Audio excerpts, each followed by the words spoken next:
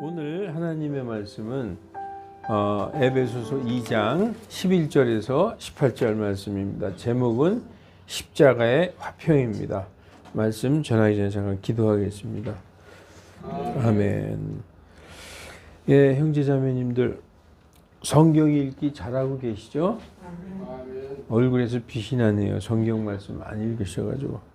벌써 로마서 16장 1장에서부터 16장까지 다 읽으시고, 갈라디아서 1장에서 6장까지 읽으시고, 골로새서 1장에서 4장까지 다 읽으셨어요. 이제 다음 주 월요일부터 에베소서를 읽을 차례입니다.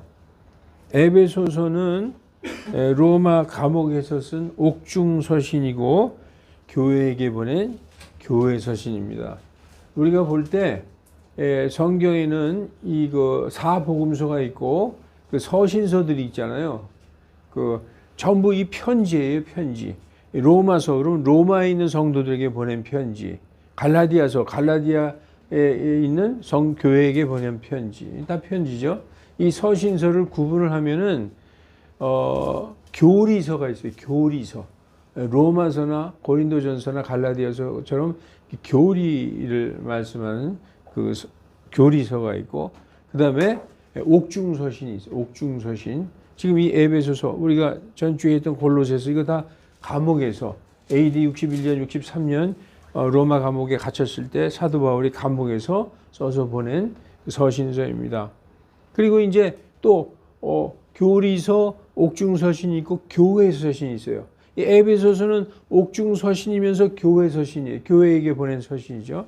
이렇게 갈라디아서, 에베소, 골로새서 같은 교회 서신이 있고, 또 하나는 그 목양서신, 목회서신이 있어요. 목회서신. 우리가 보면 디모데전후서, 디도서 이렇게 보면은 디모데야, 너는 감독으로서 이렇게 해라. 그리고 그 하나님의 진리의 말씀을 바로 나누어서 이 하나님께 책망받을 것이 없는 일꾼으로 드러나라. 그리고 모든 사람의 손님 접대를 잘 해라. 감독은 이러이러해야 되느니라. 감독의 직무와 이런 의무에 대해서도 얘기해요. 디도서도 그렇죠. 그리고 이제 그 목회서가 있는 밤에 회람서신이 있어요. 회람서신. 우리 전주에 골로새서 읽었죠. 골로새서에 뭐라고 써 있느냐. 이 편지를 라오디케아 교회에게도 전해줘서 같이 읽게 해라. 회람 이렇게 돌리는 거예요. 교회들이 돌려가면서 읽는 회람서신이 있고, 또 답변서신이 있어요. 이렇게 사도 바울에게 질문하면은, 고린도전서가 그러거든요. 교회 안에 파당이 생기고, 율법으로 먹는 문제 이런 거 생기고, 또 헌금은 어떻게 되느냐. 고린도전서 9장에 보면 헌금은 이렇게 해라. 억지로 하지 말지니 자원해서 해라. 이런 말씀들이 있잖아요. 그래서 서신서를 다시 한번 분류하면 이 교리서, 옥중서, 교회서신, 그 다음에 목회서신, 회람서신, 그 다음에 추천서신 있어요. 추천서. 빌레몬서 같은 거는 빌레몬의 종이었던 오네시모가 도망갔었거든요. 그 오네시모를 이제 종이 아닌 너희 형제로 받아들여라. 오네시모가 이제 예수님을 믿고 거듭났다. 이렇게 추천하는 추천서신이 있습니다. 그리고 답변서신이고, 이게 7개로 나눠져. 이 큰 의미는 없어요.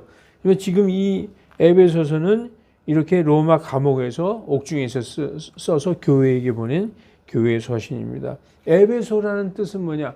바람직한이란 뜻이에요. 바람직하다. 이 소아시아 서쪽, 소아시아는 이쪽 일본, 중국, 한국이 아니라 터키를 얘기하는 겁니다. 터키, 아나톨리아 반도의 그 왼쪽 편, 여기 빨간 동그라미 친 데가 바로 에베소예요. 이 전체가 여기가 터키죠. 아나톨리아 반도고, 이쪽이 마케도니아입니다. 여기 이 에베소, 여기는 당시 최대의 상업 및 교통의 중심지였다. 이렇게 전해지고 있습니다. 철학과 문화와 예술의 도시였었고, 여기에는 세계 7대 유물에 속하는 아데미 신전이 있었어요. 아데미가 뭐냐? 다이아나 신전이 있었다는 것이죠. 그리고 극장이 있었던 그런 도시였습니다. 이곳에는 유대교 회당이 있었고, 이제 유대인들이 그 그리스도교 핍박 때문에 그 유대인들이 뿔뿔이 흩어져서 여기에 와서도 이제 그 회당을 세워놓고 그랬었죠. 바울은 우리 그 사도행전 보면 1차, 2차, 3차 전도 여행이 있는데 바울이 2차 전도 여행 때 여기 와서 전도하고 브리스킬라와 아굴라를 여기다가 남겨두고 자기는 떠났어요. 그러다가 3차 전도 여행 때 다시 와서 한 2년 동안 여기에 묵었어요. 2년 동안 오랫동안 체류하면서 유다인의 회당에서 유다인들에게 복음을 강의하고 또 나중에는 그 그리스인들에게 여러분 들어보셨을 거예요. 그리스 사람들의 그 철학의 전당인 두란노 서원에서 이방인들에게 복음을 선포했습니다. 그 에베소 체자의 기간 동안에 사도 바울은 날마다 복음을 전하고 전도해서 아시아 일대에 복음을 전도하고 교회를 세워나갔어요. 그래서 아시아의 7교회, 요한계시록에 나오는 아시아의 7교회, 에베소, 그다음에 서머나, 버가모, 두아디라, 그다음에 사데 교회, 빌라델피아 교회, 라우디케아 교회, 이 아시아 7교회가 아마 이때 세워진 걸로 좀 추정하고 있습니다. 그런데 한편 이곳은 이 아데미 신전이 있어서 아데미, 다이아나 그 우상의 본거지였었는데 바울의 복음 전도로 인해서 이 다이아나 아데미를 숭배하는 자들이 막 소동을 일으켜서 폭동 비슷하게 막 일으켜서 우리가 사도행전 19장에 보면 에베소의 다이아나는 위대하시도다. 에베소의 다이아나는 위대하시도다. 2-3시간 동안 계속 소리 지르는 장면이 사도행전 19장에 나오지 않습니까? 이 소동으로 인해서 바울은 에베소를 떠나며 자기가 믿음으로 낳은 아들 디모데를 에베소 교회의 감독으로 삼는 그런 걸 우리가 임명하고 그 교회를 목양하게 했던 걸 볼 수 있습니다. 자, 그래서 오늘 본문은 에베소 2장인데 에베소 1장의 내용은 에베소의 이방인 성도들에게 편지한 서신서인데 여기에는 유다인들도 있었어요. 에베소 교회에. 하나님께서 내용이 이래요. 창세전부터 너희를 그리스도 예수님 안에서 택하셨다. 예. 우리가 에베소서에 보면요. 그리스도 안에서 예수님 안에서 그 사랑하시는 자 안에서 계속 예수님 안에서가 빠지지 않고 나와요. 예수님 그냥 무작위로 택한 게 아니에요. 하나님은 하나님이니까 하나님의 절대 그 권능으로 그 무작위로 택했다가 아니라 그리스도 예수 안에서 너희를 택하시고 그 아들 안에서 너희를 받아주셨다. 계속 예수님 안에서 반복돼서 나옵니다. 그래서 하나님께서 창세전부터 너희가 예수님 믿은 것을 아셨다. 하나님이 어떻게 아셨을까? 하나님은 창세전부터 우리가 태어나기 전부터도 우리가 언제 태어나서 어떻게 살다가 언제 죽어서 어떻게 될 걸 이미 다 아시는 분이에요. 그래서 하나님이 보니까 누구가 처음엔 절에 다니고 어디 별데 다 돌아다니고 전보로 다니고 그러더니 나중에 복음을 듣고 회개해서 예수님 믿었다. 이거를 하나님이 어떤 개인의 인생에 대해서 전부 다 알고 계시는 거예요. 그런 사람들이 그 예수 그리스도 안에 들어온 자, 그 안에서 택하셨다는 거예요. 그래서 그리스도 안에서 택하셔서 예정하셨다. predestination. 미리 이렇게 정하셨다. 그래서 하나님의 자녀로 우리를 삼아주셨다 하는 말씀이 에베소서 1장 13, 14절에 나와 있습니다. 그래서 전에는 이스라엘 백성만 하나님을 알았어요. 이스라엘 백성만 하나님을 알고 믿었지만 이제는 예수님을 통해서 하나님이 전혀 모르던 이방인들도, 우리 같은 이방인들, 그러니까 이스라엘 이외에는 다 이방인이에요. 이방인들도 하나님을 알게 되어 그 여기서 둘은 뭐냐? 유대인, 이스라엘과 이방인을 예수님 안에서 하나로 만드셨다. 전에는 딱 분리되어 있었어요. 이스라엘, 선민, 선택된 하나님의 백성, 나머지는 다 이방인 이렇게 딱 분리가 되어 있었는데 이제 예수님으로 말미암아 그 벽이 무너져서 이방인과 이스라엘 유다인들이 하나가 되었다. 이렇게 지금 말씀하고 있어요. 그리고 유다인이나 이방인이나 상관없이 믿는 모든 사람들을 어디로 모으셨다? 교회로 모으셨다. 하면서 1장이 끝나요. 예? 그래서 예수님을 그 교회의 머리로 삼으셨다 하면서 끝나는 거예요. 에베소서 1장 22절 23절에 또 모든 것을 그분의 발 아래 두사 그분을 모든 것 위에 머리가 되도록 교회에게 주셨느니라. 교회는 그분의 몸이니 모든 것 안에서 모든 것을 충만케 하시는 분의 충만이니라. 우리 저기 계단에 붙여 있죠. 교회는 그분의 몸이니 모든 것 안에서 모든 것을 충만케 하시는 분의 충만이다. 라고 이제 교회를 말씀하기 시작하는 거예요. 자, 교회는 왜 생겼느냐? 이게 하나님의 신비라는 거예요. 전시기간에도 말했지만 전에는 이스라엘이라는 백성만 있었어요. 이 이스라엘 백성만이 하나님의 백성이고 선택된 민족이었어요. 나머지는 다 하나님도 모르고 율법도 모르고 할례도 안 받은 정말 완전히 상관없는 그런 사람들인데 예수님으로 말미암아 그렇게 철저히 분리되던 이방인들이 그 예수님을 통해서 복음 안에서 하나가 되었다. 그 하나가 된 자들, 예수님을 믿고 하나가 된 자들을 어디에다가 두셨다? 교회에 두셨다. 그래서 교회는 하나님이 자기의 성도들을 먹이고 양육하는 곳이다. 그래서 하나님의 양떼를 먹이고 양육한다. 그게 목양이에요. 목양하시기 위해서 이게 하나님의 그 창세전부터 계획이었다. 그게 신비라는 거예요. 신비. 그 예수님 오실 때까지는 그 아무도 몰랐다는 거예요. 그게 감춰져 있었기 때문에. 그러므로 이제 오늘 본문이 시작됩니다. 그러므로 오늘 본문 2장 11절 그러므로 기억하라. 너희는 지나간 때에는 옛날에 하나님 모를 때는 육체로는 이방인들이요 손으로 육체에 행한 할례자들이라 일컫는 자들에게 무할례자들이라 일컬음을 받던 자들이다.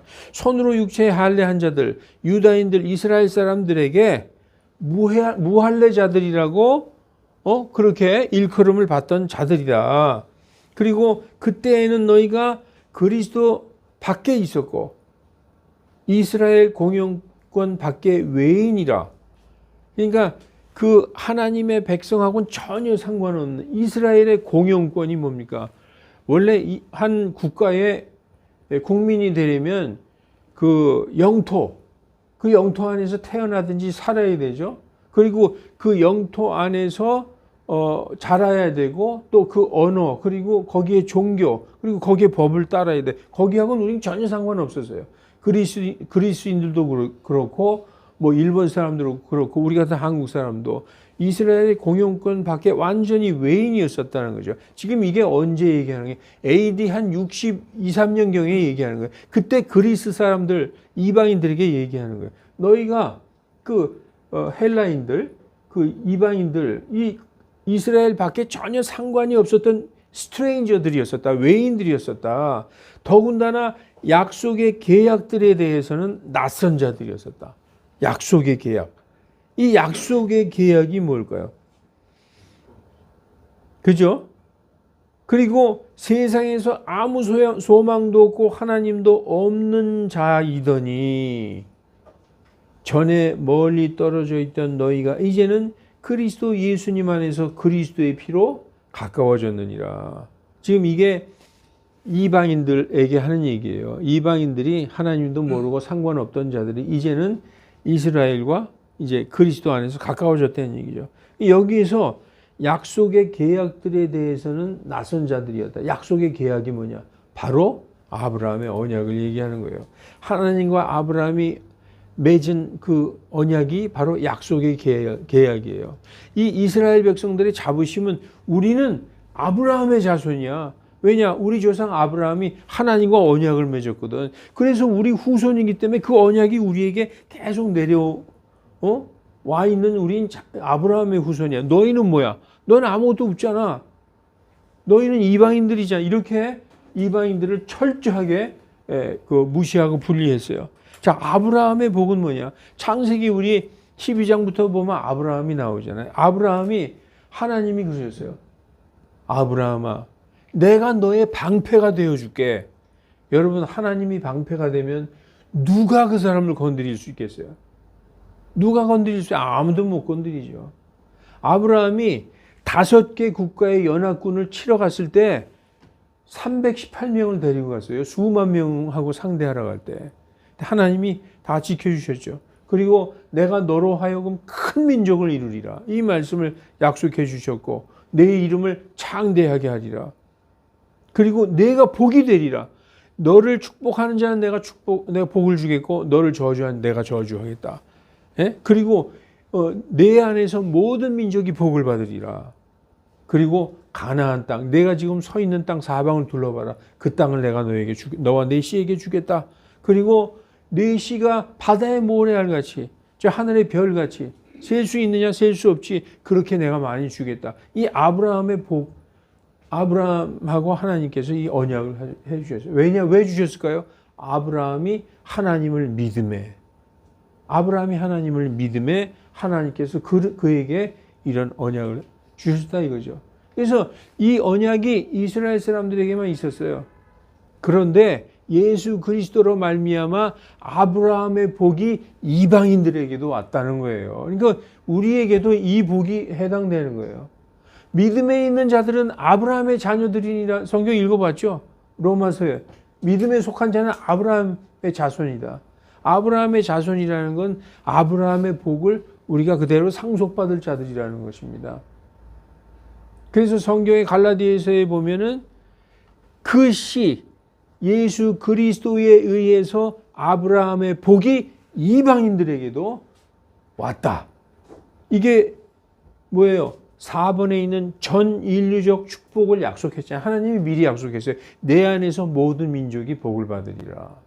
이렇게 이 계약들에 대해서는 우리가 전혀 상관이 없었던 자들인데 이제는 예수님 안에서 예수님을 믿음으로 이것이 우리의 상속이 되었다. 이렇게 얘기하고 있는 것입니다. 자, 14절부터 16절까지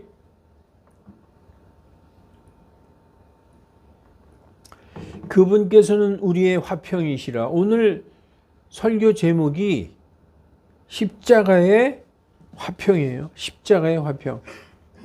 예수님의 십자가로 말미암아 우리 유다인과 이방인들이 화평, 전에는 이렇게 딱 분리되어 있었어요. 화평을 이뤘대. 둘로 이스라엘 민족 유다인과 이방인을 하나로 만드셔서 우리 사이를 나누는 중간벽을 무너뜨리셨다. 예수 그리스도의 십자가, 그 보혈이. 그리고 뭐냐? 대적하는 것. 우리를 항상 대적하는 게 뭐냐? 규례들에 수록된 명령들의 율법. 한마디로 말해서 모세의 율법. 이것을 자신의 육체, 십자가의 보혈로 폐지하셨다. 여러분, 성경에 이렇게 명백하게 나와 있어요. 십자가를 폐지하셨다. 육체로 율법을 폐지하셨다. 이는 이 둘로 자기 안에서 한 세 사람을 만들어, 전에는 두 사람이었잖아요. 근데 이제는 그리스도 안에서 한 사람을 만들어서 화평케 하시고, 또 십자가에 의해 이 둘을 한 몸 안에서 하나님과 화해하게 하려 하십니다. 반복해서 계속 강조하고 계세요. 대적하는 것을 십자가로 근절하시고 이렇게 말씀하고 있어요. 여기서 우리가 누구냐? 유다인과 이방인. 이 유다인에게는 율법이 있었어요. 이방인은 율법이 없어. 이렇게 완전히 나눠져 있어서. 그런데 예수님의 십자가로서 율법을 폐지하고 벽을 허물어 버렸어요. 그래서 이제 유다인과 이방인이 그리스도 안에서 하나가 되었다. 그 하나가 된 유다인이나 이방인이나 하나가 된 그 그리스도 몸 안으로 들어온 자들을 교회에서 하나님께서 먹이시는 것입니다.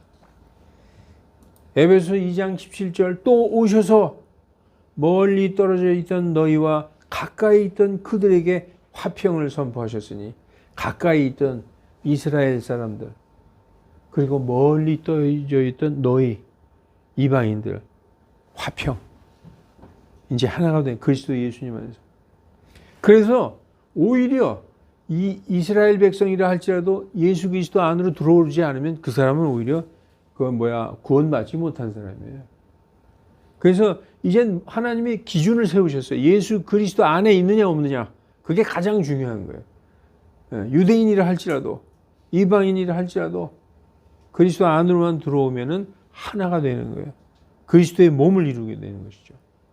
그래서 이는 우리 둘이 그분을 통하여 한 성령에 의해 아버지께로 나아감을 얻음이라. 이게 얼마나 멋있어요. 하나님께서 그러니까 이스라엘 사람들은 뭐 우리가 선민이 이런 소리 할 게 없는 거죠. 할 게 없는 거예요. 하나님의 계획은 이 창세전부터의 계획이라고 분명히 성경에서 말씀해 놓으셨어요. 그러니까 교회라는 것이 어느 날 갑자기 생긴 게 아니라 하나님의 창세전부터의 계획에 있었던 거예요.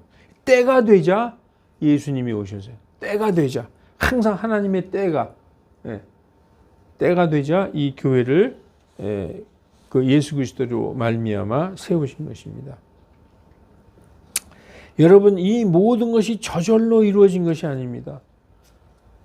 왜냐하면은 이 장로교회의 이 무조건 선택 그리고 무조건 예정설 이런 데 보면은 그냥 무조건 저절로 이루어진 것이라고 얘기하는데 하나님의 절대 주권에 의해서 그게 아니라 반드시 복음을 듣는 일이 있어야 된다. 그래서 복음을 듣고 믿고 구원받고 성령 받는 일이 순서가 된다. 로마서 10장 14절 듣지도 못한 분을 어찌 믿으리요. 그래서 먼저 들어야 돼요.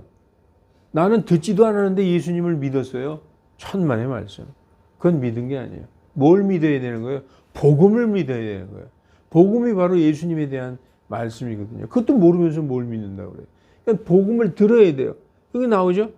선포해주고 가르쳐주는 사람이 없는데 어찌 듣겠느냐?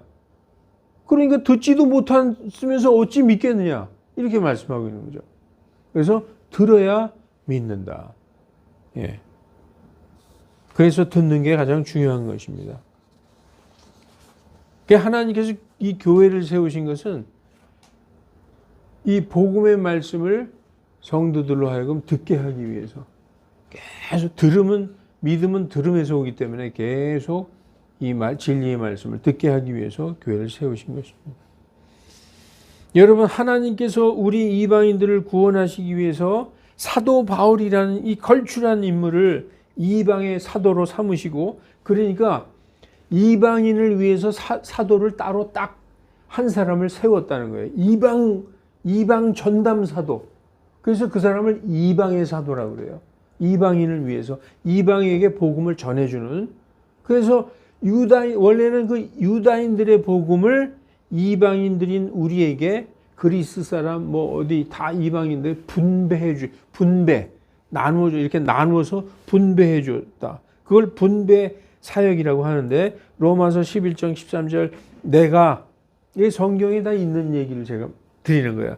이방인인 너희에게 말하거니와 내가 이방인의 사도인 만큼 내가 이방인의 사도 아니냐. 하나님이 나를 이방에게 복음을 선포하라고 세운 사도다. 그래서 내 직무를 자랑스럽게 여긴다. 이렇게 사도 바울은 그렇게 말씀하셨어요. 여러분 전에 저 어렸을 때 어른들이 기독교를 서양 귀신이라고 그랬어요. 서양 귀신. 우리나라 사람들은 우리나라 신을 믿어야지 왜 서양 귀신을 믿냐 그랬죠.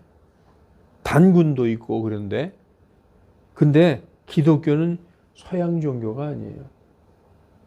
서양 종교가 아니라 하나님은 처음부터 온 세상을 구원하시기 위해서 하나님이 유대인을 이처럼 사랑하사가 아니라 하나님이 세상을 이처럼 사랑하사 모든 민족을 그래서 그 이스라엘의 하나님이고 그쪽 사람들의 신이 아니라 이 모든 숨 쉬는 모든 인류 모든 사람들의 하나님이라는 것이죠. 하나님은 공평하신 분이에요. 이스라엘만 구원하시고 이방인은 난 모르겠어. 너희는 내 백성이 아니자. 이런 분이 아닙니다.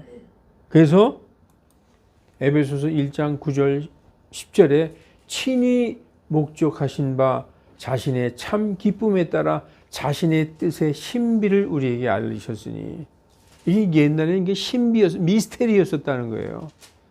네. 이 감춰져 있었던 거예요. 그래서 이 신비를 때가 되니까 알려주셨다. 이는 여기 나오죠. 때가 됐다고. 정확히 분배 사역의 때가 되자. 분배 사역이 뭐예요? 이게 흠정역에는 지금 여러분들이 가지고 계신 성경에는 경륜이라고 되어 있을 거예요. 경륜이 아니에요. 네. 이게 dispensation, time of dispensation이라고 되어 있어요. 영어 성경으로 보면. 분배 사역의 때가 되자, 이 복음을 이방인들에게도 전해주는 그 때가 되자, 모든 것, 하늘에 있는 것과 땅에 있는 것들을 다 모든 이방인이나 유대인이나 다 어디로 모은다? 그리스도 안에서 하나로 모으려 하신다. 곧 그분 안에서라. 예, 이게 위대한 교회의 신비라는 거예요. 예. 그리스도 안에서, 즉 교회 안에서 하나로 모으신다. 여러분, 구원받는다는 것은 그냥 죽으면 좋은 데 간다 이런 차원이 아닙니다. 사람은 죽으면 끝이 아니라 죽으면 그때부터 시작이에요. 그때부터 영원한 삶이 정해지는 거예요. 지금 세상 삶은 리허설. 리허설 알죠? 이제 본 공연을 하기 전에 연습하는 거. 예. 그리고 지금 삶은 모델하우스예요. 여러분, 모델하우스에 가서 삽니까? 진짜 지어진 아파트에 가서 삽니까? 지금은 모델하우스라는 거예요. 리허설. 그런데 정말 우리가 죽고 나서 딱 눈을 떴어. 그 다음 세상, 거기서부터 영원한 실체라는 거예요. 그래서 우리 지금 이 세상은 100살 안에, 예, 다 거의 다 가죠. 그래서 지옥에서 영원히 형벌을 받으면서 사는가, 천국에서 눈물도 아픔도 늙음도 없이 영원히 행복한 영광 가운데서 하나님과 함께 사는가가 언제 정해진다? 살아있을 때 내가 무엇을 선택하느냐로 결정된다. 예. 그래서 산 개가 죽은 호랑이보다 낫다라고 말씀하고 있어요. 이게 뭐냐? 영혼불멸이라는 거예요. 영혼불멸. 예. 죽으면 끝이 아니라 우리의 영과 혼은 영원히 죽지 않는다. 예수님을 선택하면 천국이지만 세상 선택하면 지옥에 간다. 사랑하는 형제 자매 여러분, 이 세상에서 가장 중요한 일이 무엇입니까? 그럼 우리가 하나님의 일하는 게 가장 중요한 거죠. 하나님의 일이 뭘까요? 성경에서 정의를 해놨어요. 하나님의 일은 바로 예수님을 믿는 것이다. 하나님의 일은 딴 거 없어요. 예수님을 내 마음 중심에 딱 두는 거예요. 그게 하나님의 일이에요. 성경에 요한복음 6장 29절 예수님께서 대답하여 말씀하시되 하나님께서 보내신 자를 믿는 것이 하나님의 일이니라. 하나님의 보내신 자 누구? 예수 그리스도를 믿는 것이 하나님의 일이에요. 그 예수 그리스도를 받아들이고 믿으면 뭐 해라 할 필요 없어. 사람이 완전히 바뀌어져. 자기가 알아서 다 해. 하나님이 원하는 거를. 그래서 그게 마음이 바뀌는 게 제일 중요한 거예요. 어떤 아이들에게 공부해라 암만 그래도 책상에 10시간 앉아있는데 졸고 있고 딴 생각만 하고 있어. 그런데 애가 딱 바뀌면 너 애 지금 가서 나가서 놀아라 그래도 자기가 열심히 공부하잖아요. 마음의 문제라는 거죠. 하나님의 일을 열심히 하는 여러분과 제가 되기를 주 예수 그리스도의 이름으로 간절히 축원합니다. 기도하겠습니다. 거룩하신 하나님, 하나님도 모르고 은혜도 모르던 우리들에게 하나님께서 크신 사랑과 은혜를 베푸셔서 우리를 다 그리스도 예수님 안으로 모아주시고 진리의 말씀으로 양육시켜 주시니 감사하나이다. 네, 우리가 정말 하나님의 진리를 떠나지 않는 그런 자들 되게 하여 주시고 입을 열어 복음을 전하는 우리들 다 되게 하여 주시옵소서. 이 복음을 정말 강력하게 우리 안에 이 복음을 담아서 우리의 후손들 자녀들에게 이 말씀을 전하는 우리들 다 되게 인도하여 주시옵소서. 주 예수 그리스도 이름으로 기도하옵나이다. 아멘.